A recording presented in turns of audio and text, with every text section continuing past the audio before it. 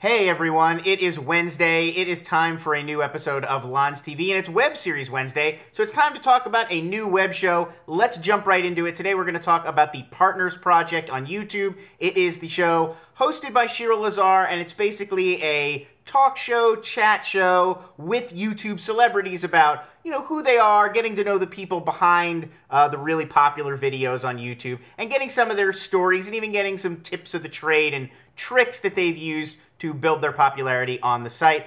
Full disclosure, Shira and I, our friend Shira Lazar, co-created the show and hosts it. We used to host This Week in YouTube together, and she, we've done a couple other things together, and she's a buddy. So there is definitely a conflict of interest here on some level with me reviewing Shira's new series. Having said that, I wouldn't be pointing it out if I didn't think it was worthwhile. If I thought it was terrible, we wouldn't talk about it and I'd sweep it under the rug, and I still think I'm going to be pretty open-minded and fair. I don't think my friendship with Shira is going to cloud my judgment on this one. So I did just want to put that out there.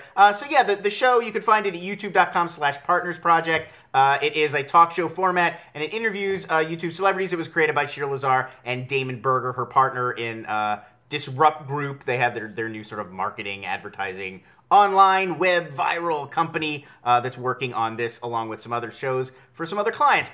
It's done in a very MTV or almost MTV2 interview style, if you could picture that. At the MTV style interviews, it was always like they would have like a set that kind of looks like an alley or like a den or a basement, and it would be very casual. They have like the guests are leaning up against the wall, and they're just kind of bantering with the host, just chatting, lots of quick cuts, lots of transitions. It was clearly done, those old MTV shows, for people with like a low attention span, and they wanted to like grab you while you were flipping channels and get you to stay tuned because there was, an awesome yellow card video coming up right after this.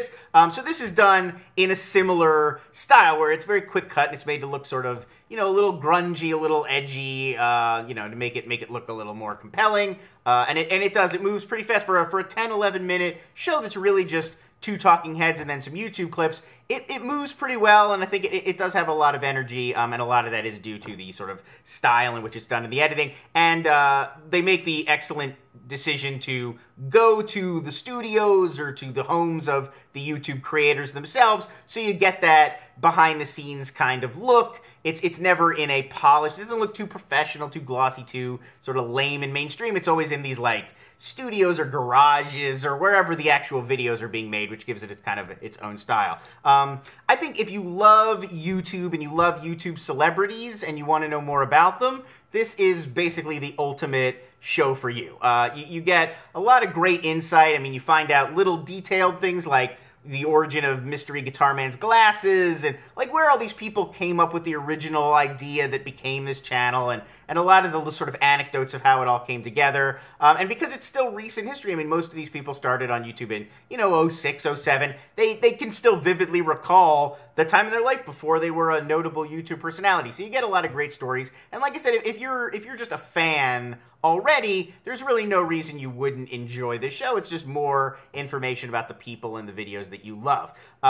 Having said that, it is pure YouTube propaganda in every way. I mean, if you're not already sold on being fascinated by YouTube celebrities, this show is really not going to do it for you. It's sort of assuming going in, you love YouTube, you love these people, you love their videos, and you want to know more about them. And if you're not real interested in, like, Shay Carl, the 10-minute Shay Carl interview isn't going to be sort of very otherwise enlightening. To be honest, I feel like Shira's playing it very safe with the questions, which it's obvious why. I mean, just like Jay Leno and Conan play it safe with questions on their shows, it's not about a really, like, incisive interview. It's really about celebrating these people, their work, and what they do. So having said that, the questions are very much like, what's your favorite video you've made? Where do you get your inspiration? How did you get started?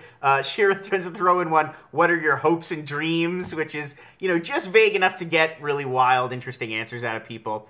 I was thinking as I was watching the Mystery Guitar Man episode in particular, what would be great is if it was, in addition to here's who I am, here's how I got started, here's sort of my life life's story and the journey of how I became Mystery Guitar Man, I was thinking, man, wouldn't it be great if he also shared tips and tricks and how he actually makes his videos? Because he's somebody, I know she has Freddie Wong from Freddie W, the YouTube channel, coming up in a few weeks, and those are examples of people who are, they're very talented, and it's not only their personalities that's making the videos work, although it is, but it's also their, technical ability. And then sure enough, I noticed that the channel actually does do little side interviews with the subject of the week about behind the scenes, tips and tricks. Here's how I sort of do what I do, or here's how I get my style to sort of come out right, and here's how I sort of innovate and come up with these ideas. And that stuff, I think, is unassailably great, even if you weren't a big fan of these particular people and their channels, just to get that level of hands-on insight into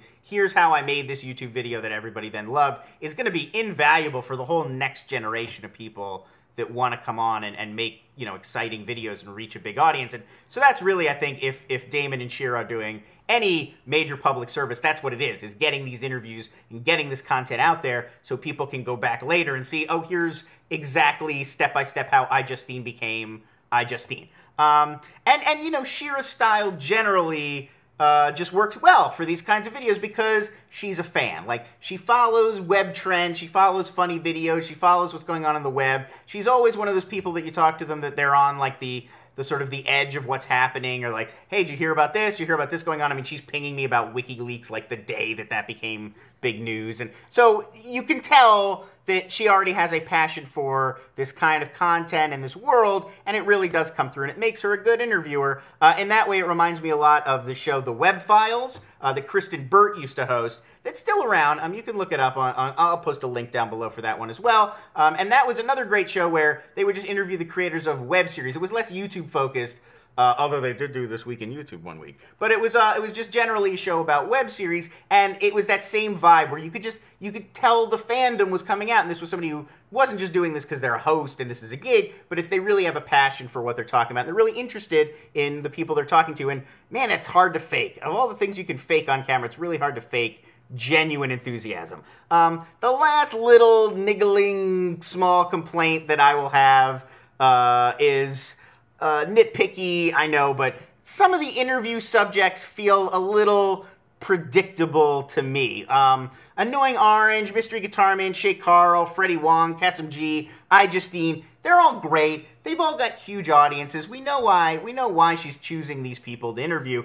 At the same time, I can't help but wish that there is a whole step of people under that still popular. I mean, I'm not saying like, hey, this is bullshit, why isn't LonsTV on there? Because it's like, yeah, I mean, I've got 200 subscribers. We're not quite there yet. But there's a huge intermediate group of people, like, in the middle, where they're not the top people, but they have an audience. They're not, like, people who are making vlogs for an audience of 10. And I'd love to see more of those people, and because that's where you'd really have potential to highlight YouTube creators who are doing great things and maybe aren't as famous yet. A perfect example is Gloria. I'm forgetting the name of her channel, something Pinksta or whatever. I'll post it again. It's on This Week in YouTube this week. She does these fantastic mock-torials, like makeup tutorials, but faked and in character, and they're really clever, and every time I watch them I sort of cackle. And she's not gonna be one of the top 20 people of the month most subscribed,